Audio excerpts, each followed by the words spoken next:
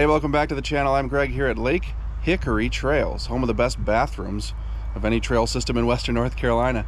And today I'm going to hit a trail called Flowmentum, which is a green or maybe even a blue downhill trail.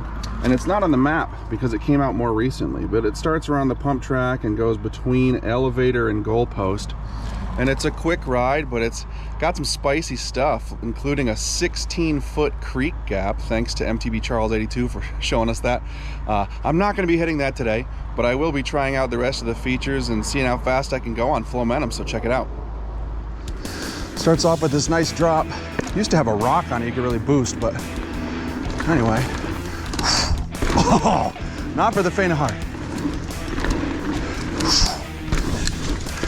Beginning of this trail rocks.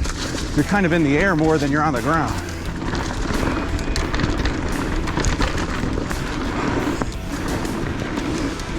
Oh yeah.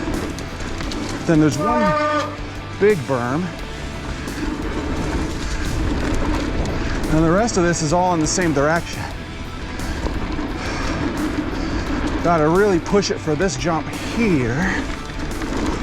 Oh yeah.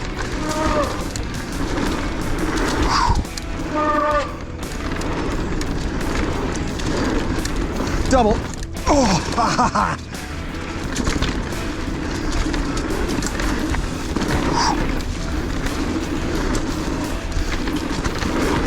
Oh, this trail is so good. It's just constant motion.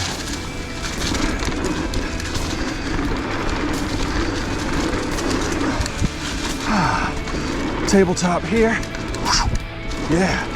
Creek crossing, which is where the 16-foot gap is.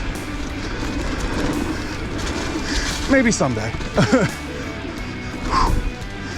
Then a couple little swoops and that's all she wrote. Whew.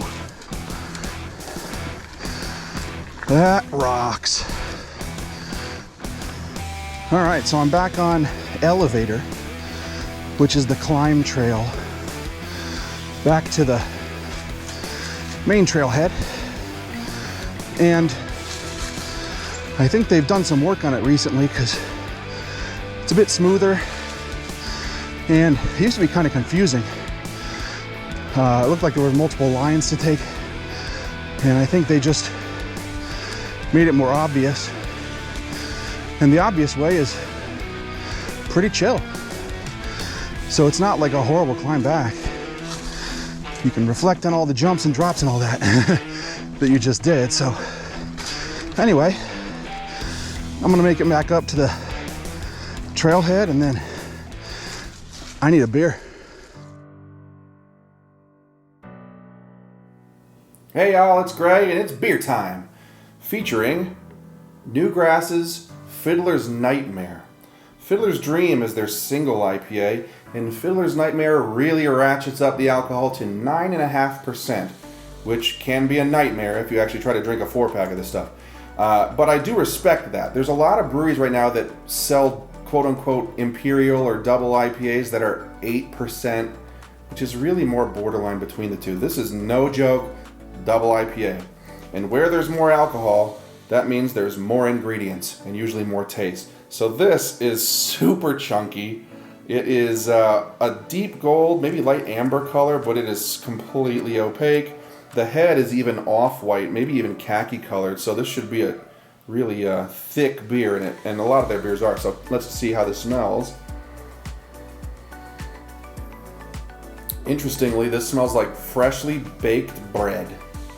I don't really get too much hop, pizzazz out of this beer. This really is a malty kind of thing, and it is really thick, but I imagine on the palate it's going to be super fruity. So let's check this out.